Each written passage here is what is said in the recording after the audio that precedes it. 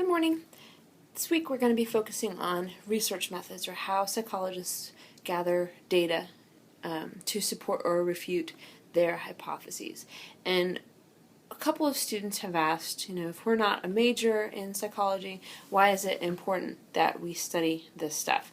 And so I wanted to focus on that for a couple minutes in a video with you. So why is it that students who are not psychology majors should understand research methods? Well, first of all, you want to make sure that you are going to be an effective consumer of research. So if you think about it, whenever you watch the news, whenever you look at the newspaper or magazine articles, things like that, you'll see statistics. You'll see, 17% of people do this or something like that. And a lot of times when we see those statistics, we simply accept them at face value and move on. Unless they apply specifically to us personally, and that's when we start to question, how do they gather that data, especially if it doesn't fit with how we think about ourselves. So if you see something that says that people your age behave in this manner and you don't, then you may say, well, that's just wrong. So one thing we want to keep in mind about research is that research data looks at the average.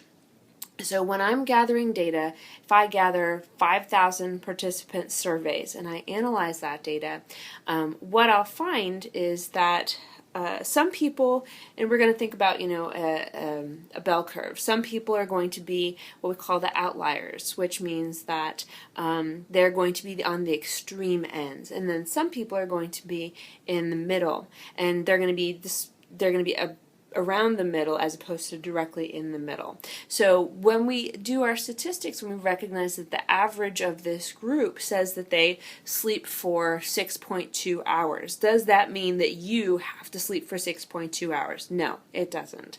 Does that mean that there's something wrong with you because you don't sleep 6.2 hours? No, it doesn't.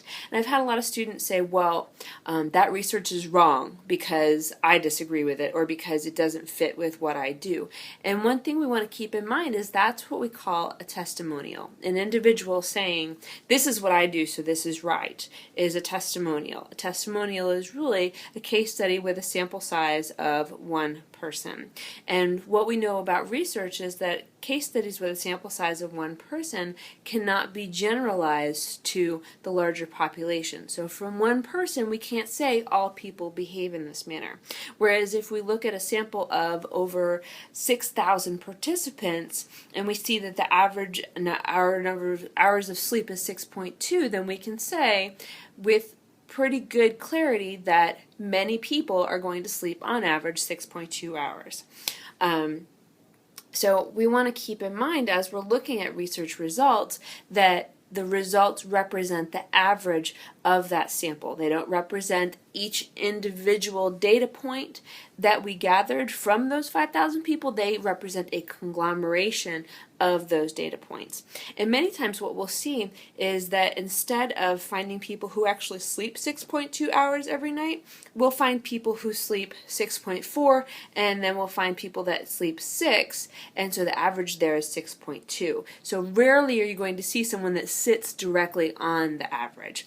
And so when we're looking at research in the next couple of weeks, in the next couple of months specifically, you want to keep in mind that granted that may have happened to you, that may have happened to your grandmother, but that experience is, again, a testimonial as opposed to based on research evidence. So when we're looking at how to support what we are saying in our discussions, we really want to be focusing on research evidence as opposed to testimonial evidence.